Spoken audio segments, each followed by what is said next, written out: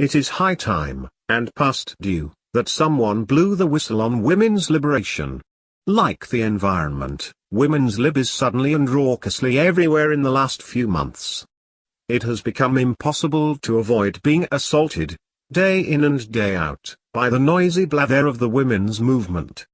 Special issues of magazines, TV news programs, and newspapers have been devoted to this newfound problem, and nearly 24 books on women's lib are being scheduled for publication this year by major publishers. In all this welter of verbiage, not one article, not one book, not one program has dared to present the opposition case. The injustice of this one-sided tidal wave should be evident. Not only is it evident, but the lack of published opposition negates one of the major charges of the women's lib forces, that the society and economy are groaning under a monolithic male sexist tyranny. If the men are running the show, how is it that they do not even presume to print or present anyone from the other side? Yet the oppressors remain strangely silent, which leads one to suspect, as we will develop further below, that perhaps the oppression is on the other side. In the meanwhile, the male oppressors are acting, in the manner of liberals everywhere, like scared, or guilt-ridden, rabbits. When the 100 viragos of women's lib bullied their way into the head offices of the Ladies' Home Journal, did the harried editor-in-chief, John McCarter, throw these aggressors out on their collective ear, as he should have done? Did he, at the very least, abandon his office for the day and go home? No. Instead he sat patiently for 11 hours while these harridans heaped abuse upon him and his magazine and his gender, and then meekly agreed to donate to them a special section of the journal, along with $10,000 ransom. In this way, spineless male liberalism meekly feeds the appetite of the aggressors and paves the way for the next set of outrageous demands. Rat magazine, an underground tabloid, caved in even more spectacularly, and simply allowed itself to be taken over permanently by a women's liberation collective. Why, in fact, this sudden upsurge of women's lib? Even the most fanatic virago of the women's movement concedes that this new movement has not emerged in response to any sudden clamping down of the male boot upon the collective sensibilities of the American female. Instead, the new uprising is part of the current degeneracy of the New Left, which, as its one-time partly libertarian politics and ideology and organization have collapsed, has been splintering into absurd and febrile forms, from Maoism to weathermanship to mad bombings to women's lib. The heady wine of liberation for every crackpot group has been in the air for some time, sometimes deserved but more often absurd, and now the New Left women have gotten into the act. We need not go quite so far as the recent comment of Professor Edward A. Shills, eminent sociologist at the University of Chicago, that he now expects a dog liberation front, but it is hard to fault the annoyance behind his remark. Throughout the whole gamut of liberation, the major target has been the harmless, hard-working, adult WASP American male, William Graham Sumner's forgotten man, and now this hapless Dagwood Bumstead figure is being battered yet once more. How long will it be before the put-upon, long-suffering average American at last loses his patience, and rises up in his wrath to do some effective noise-making on his own behalf? The current women's movement is divisible into two parts. The older, slightly less irrational wing began in 1963 with the publication of Betty Friedan's The Feminine Mystique and her organization of NOW, the National Organization of Women.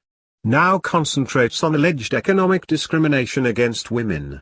For example, the point that while the median annual wage for all jobs in 1968 was almost $7,700 for men, it only totaled $4,500 for women, 58% of the male figure. The other major point is the quota argument, that if one casts one's eye about various professions, top management positions, etc., the quota of women is far lower than their supposedly deserved 51%, their share of the total population. The quota argument may be disposed of rapidly, for it is a two-edged sword. If the low percentage of women in surgery, law, management, etc., is proof that the men should post-haste be replaced by females, then what are we to do with the Jews, for example, who shine far above their assigned quota in the professions, in medicine, in academia, etc.? Are they to be purged? The lower average income for women can be explained on several grounds, none of which involve irrational sexist discrimination. One is the fact that the overwhelming majority of women work a few years, and then take a large chunk of their productive years to raise children, after which they may or may not decide to return to the labor force.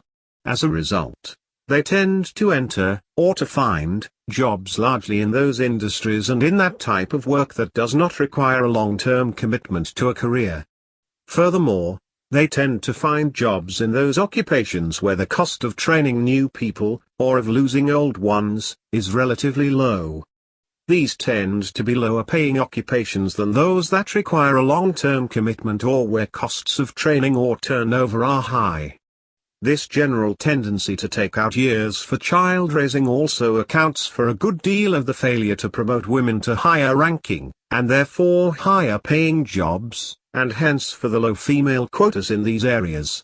It is easy to hire secretaries who do not intend to make the job their continuing life work. It is not so easy to promote people up the academic or the corporate ladder who do not do so. How does a dropout for motherhood get to be a corporate president or a full professor?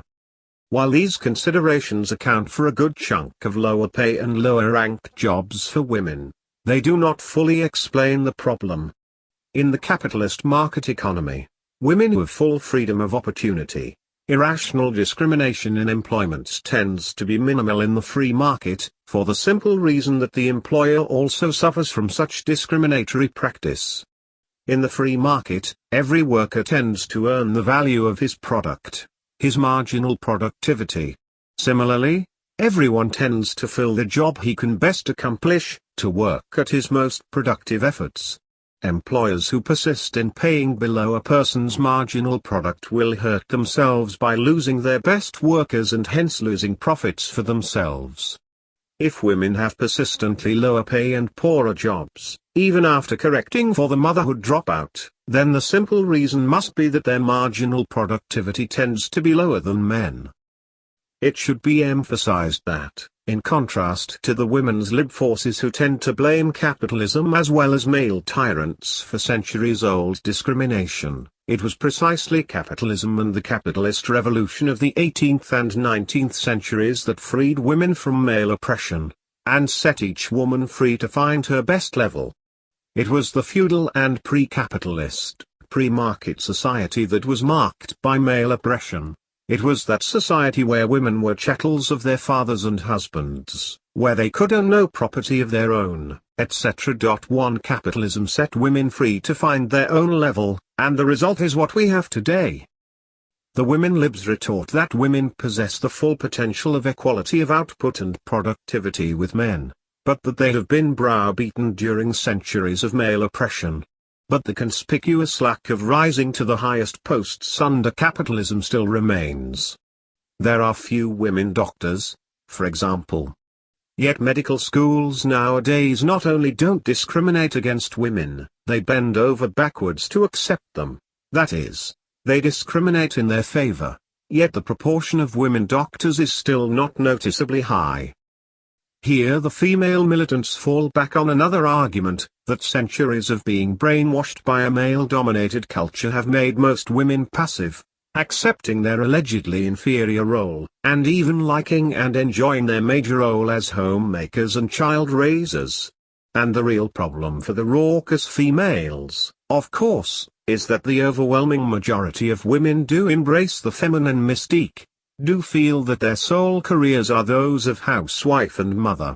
Simply to write off these evident and strong desires by most women as brainwashing proves far too much, for we can always dismiss any person's values, no matter how deeply held, as the result of brainwashing. The brainwashing contention becomes what the philosophers call operationally meaningless, for it means that the female militants refuse to accept any evidence, logical or empirical, of whatever kind, that might prove their contentions to be wrong. Show them a woman who loves domesticity and they dismiss this as brainwashing. Show them a militant and they claim that this proves that women are yearning for liberation. In short, these militants regard their flimsy contentions as unworthy of any sort of proof. But this is the groundless method of mystics rather than an argument reflecting scientific truth. And so the high rate of conversion claimed by women's liberationists proves nothing either. May not this be the result of brainwashing by the female militants? After all, if you are a redhead, and a red-headed liberation league suddenly emerges and shouts at you that you are eternally oppressed by vile non-redheads, some of you might well join in the fray. Which proves nothing at all about whether or not redheads are objectively oppressed. I do not go so far as the extreme male sexists who contend that women should confine themselves to home and children, and that any search for alternative careers is unnatural.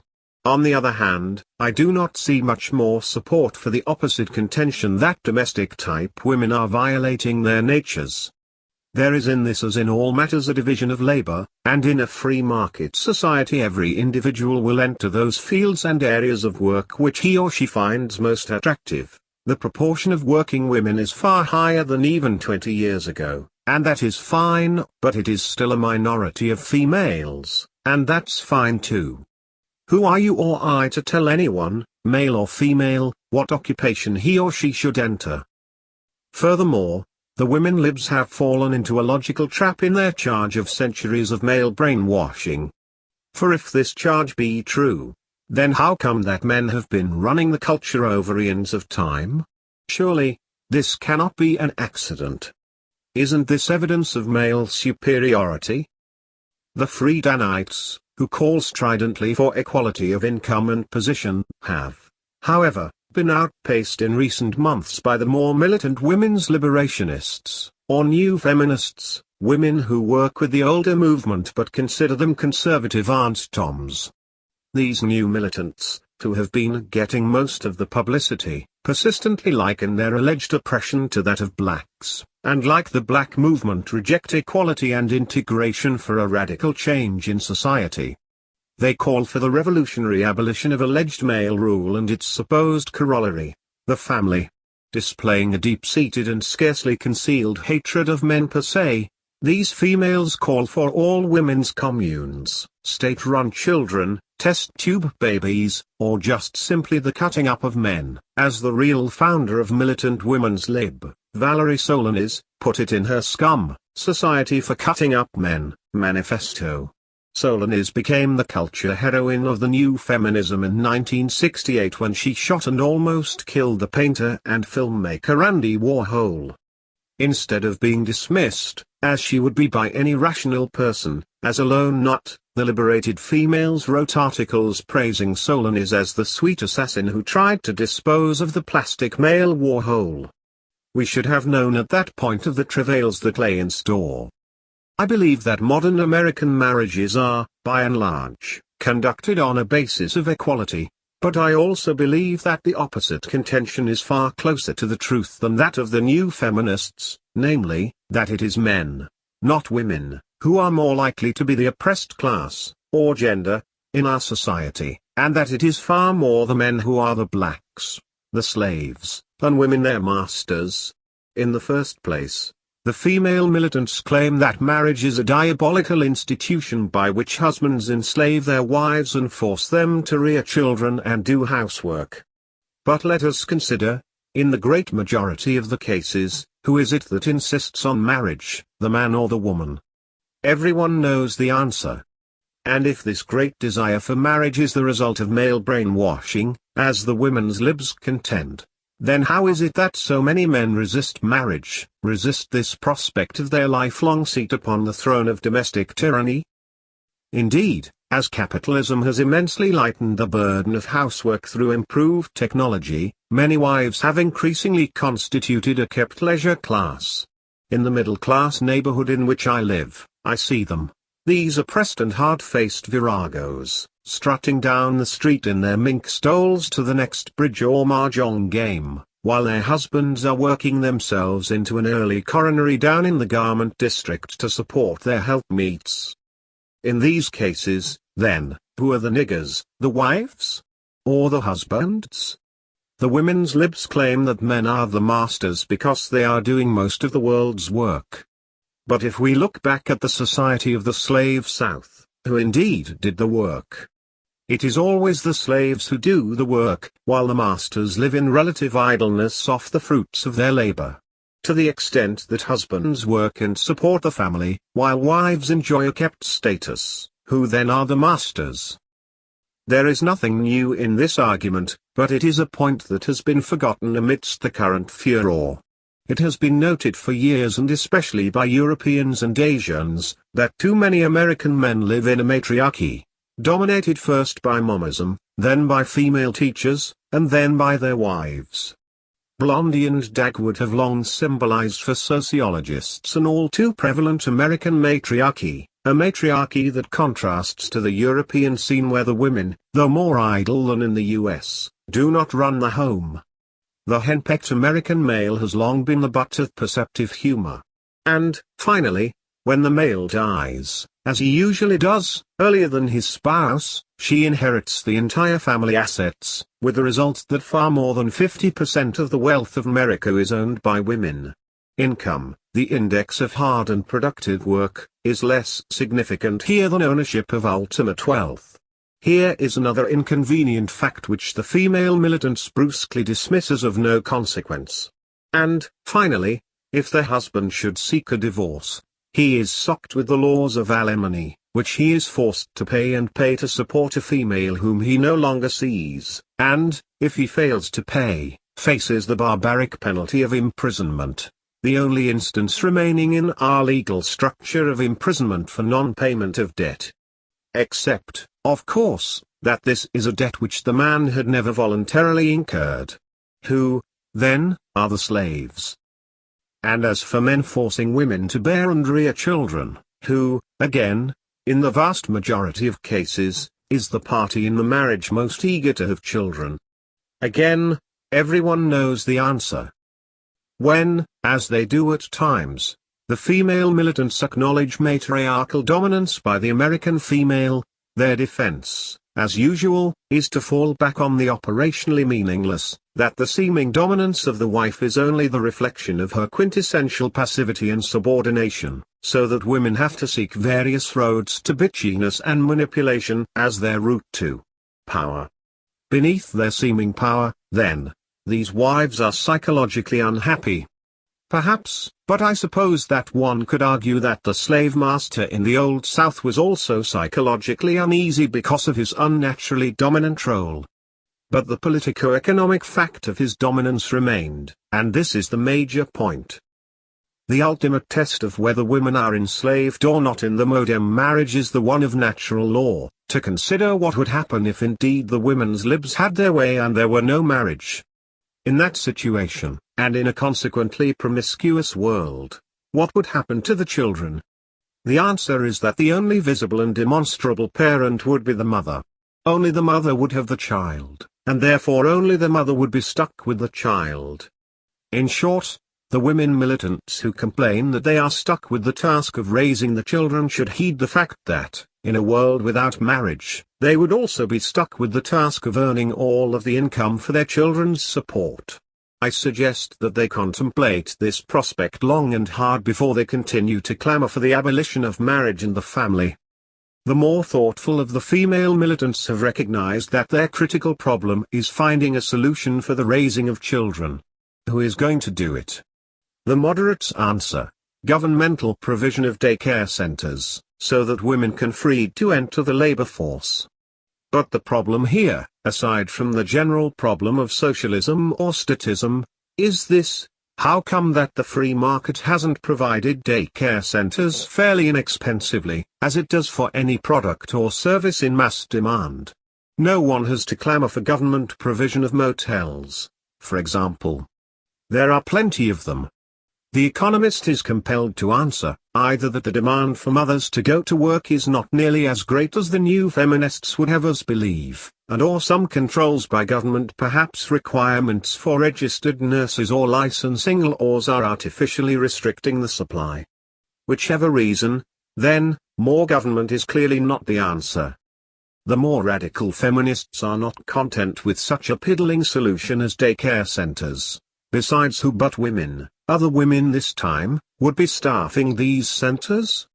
What they want, as Susan Brown Miller indicates in her New York Sunday Times Magazine article, March 15, is total husband-wife equality in all things, which means equally shared careers, equally shared housework, and equally shared child-rearing. Brown Miller recognizes that this would have to mean either that the husband works for 6 months and the wife for the next 6 months, with each alternating 6 months of child-rearing, or that each work half of every day and so alternate the child-rearing each half day. Whichever path is chosen, it is all too clear that this total equality could only be pursued if both parties are willing to live permanently on a hippie, subsistence, part-time job level. For what career of any importance or quality can be pursued in such a fleeting and haphazard manner? Above the hippie level, then, this alleged solution is simply absurd. If our analysis is correct, and we are already living in a matriarchy, then the true significance of the new feminism is not, as they would so stridently have it, the liberation of women from their oppression. May we not say that, not content with kept idleness and subtle domination, these women are reaching eagerly for total power? Not content with being supported and secure, they are now attempting to force their passive and long-suffering husbands to do most of the housework and child-rearing as well. I know personally several couples where the wife is a militant liberationist and the husband has been brainwashed by his spouse to be an Uncle Tom and a traitor to his gender. In all these cases, after a long hard day at the office or at teaching to support the family, the husband sits at home tending the kids while the wife is out at women's lib meetings, that to plot their accession to total power and to denounce their husbands as sexist oppressors. Not content with the traditional mahjong set, the new woman is reaching for the final castrating blow to be accepted, I suppose, with meek gratitude by their male liberal spouses.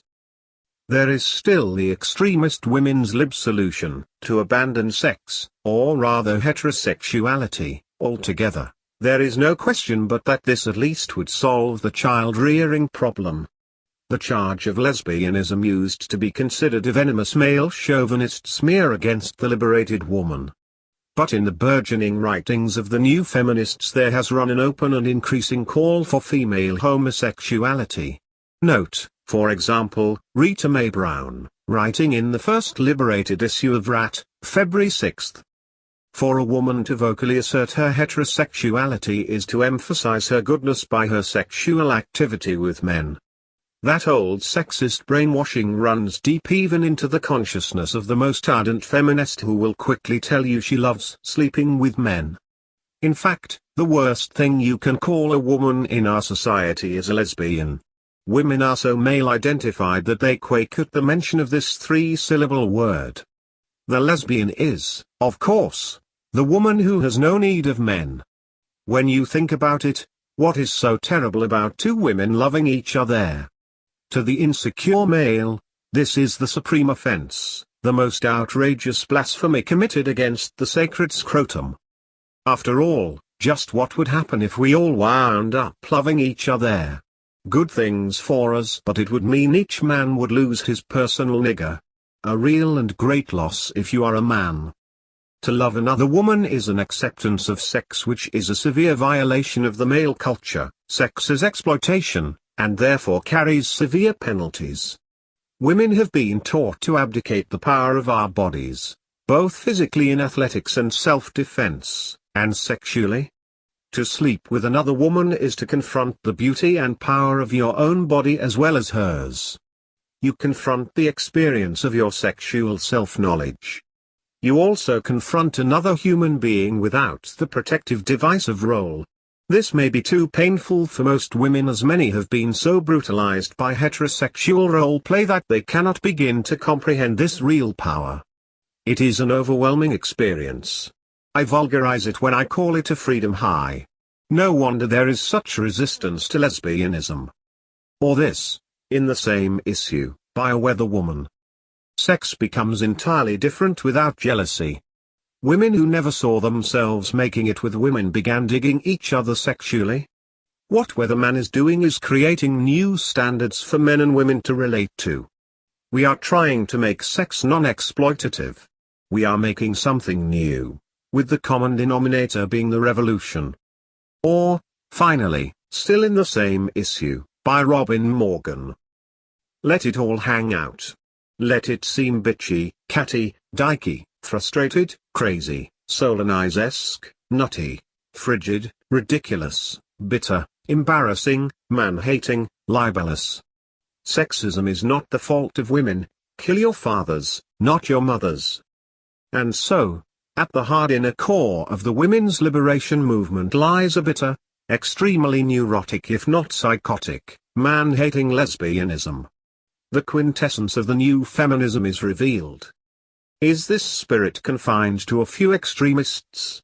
Is it unfair to tar the whole movement with the brush of the lesbian rampant? I'm afraid not. For example, one motif now permeating the entire movement is a strident opposition to men treating women as sex objects. This supposedly demeaning, debasing, and exploitative treatment extends from pornography to beauty contests, to advertisements of pretty models using a product, all the way to wolf whistles and admiring glances at girls in miniskirts. But surely the attack on women as sex objects is simply an attack on sex, period, or rather, on heterosex. These new monsters of the female gender are out to destroy the lovely and age-old custom delighted in by normal women the world over of women dressing to attract men and succeeding at this pleasant task. What a dull and dreary world these termagants would impose upon us. A world where all girls look like unkempt wrestlers, where beauty and attractiveness have been replaced by ugliness and unisex, where delightful femininity has been abolished on behalf of raucous, aggressive, and masculine feminism. Jealousy of pretty and attractive girls does, in fact, lie close to the heart of this ugly movement. One point that should be noted, for example, in the alleged economic discrimination against women, the fantastic upward mobility, as well as high incomes, available to the strikingly pretty girl. The women's libs may claim that models are exploited, but if we consider the enormous pay that the models enjoy as well as their access to the glamorous life and compare it with their opportunity cost foregone in other occupations such as waitress or typist, the charge of exploitation is laughable indeed.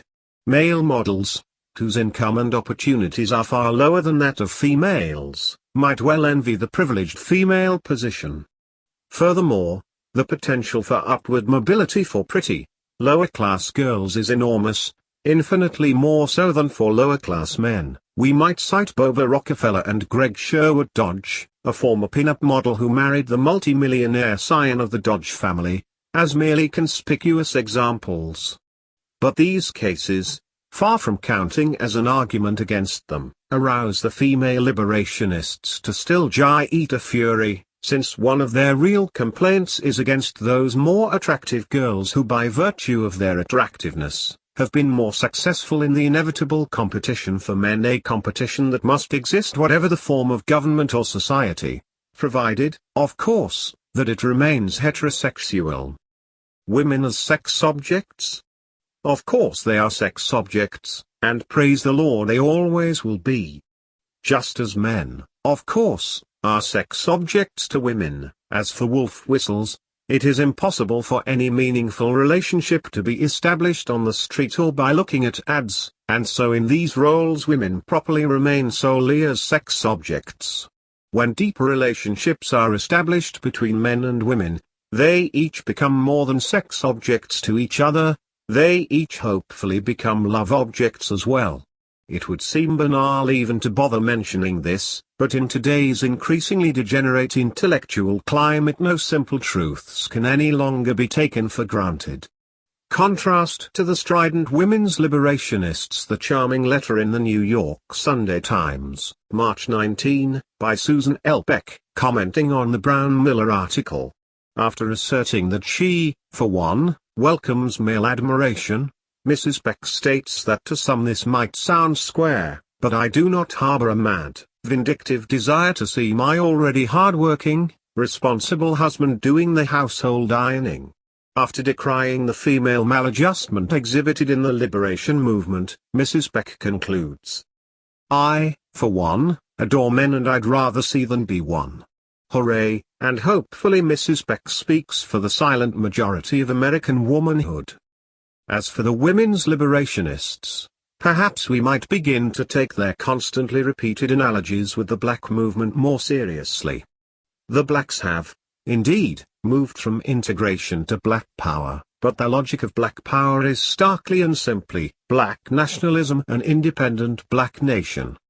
If our new feminists wish to abandon male-female integrationism for liberation, then this logically implies female power, in short, female nationalism. Shall we then turn over some virgin land, maybe the Black Hills, maybe Arizona, to these termagants? Yes, let them set up their karate-chopping Amazonian Women's Democratic People's Republic, and ban access to them. The infection of their sick attitudes and ideology would then be isolated and removed from the greater social body, and the rest of us, dedicated to good old-fashioned heterosexuality, could then go about our business undisturbed. It is high time that we heed the ringing injunction of William Butler Yeats. Down the fanatic, down the clown. Down, down, hammer them down. And that we echo the joyous cry of the elderly Frenchman in the famous joke. As a female militant in France addressed a gathering on women's liberation, asserting, "There is only a very small difference between men and women," the elderly Frenchman leapt to his feet, shouting, "Vive la petite différence." 2. Footnotes 1. Ludwig von Mises has written, as the idea of contract enters the law of marriage, it breaks the rule of the male, and makes the wife a partner with equal rights. From a one-sided relationship resting on force, marriage thus becomes a mutual agreement. Nowadays the position of the woman differs from the position of the man only insofar as their peculiar ways of earning a living differ. Woman's position in marriage was improved as the principle of violence was thrust back, and as the idea of contract advanced in other fields of the law of property, it necessarily transformed the property relations between the married couple. The wife was freed from the power of her husband for the first time when she gained legal rights over the wealth which she brought into marriage and which she acquired during marriage. That marriage unites one man and one woman, that it can be entered into only with the free will of both parties.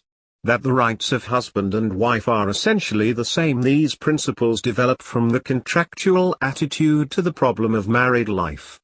Ludwig von Mises, Socialism, New Haven, Yale University Press, 1951, pages 95 to 96. 2. Professor Leonard Pielage-Guillot has brought to my attention two vitally important points in explaining why the women's lib agitation has emerged at this time from within the New Left. The first is that the New Left women were wont to sleep promiscuously with the males in the movement, and found to their shock and dismay that they were not being treated as more than mere sex objects. In short, after lacking the self-respect to treat themselves as more than sex objects, these New Left women found to their dismay that the men were treating them precisely as they regarded themselves. Instead of realizing that their own promiscuous behavior was at the root of the problem, these women bitterly blamed the men, and women's liberation was born. The second point is that almost all the agitation comes not from working class, but rather from middle-class wives, who find themselves tied to the home, and kept from satisfying outside jobs, by the demands of children and housework. He notes that this condition could be readily cured by abolishing restrictions on immigration, so that cheap and high-quality maids and governesses would once more be available at rates that middle-class wives could afford. And this, of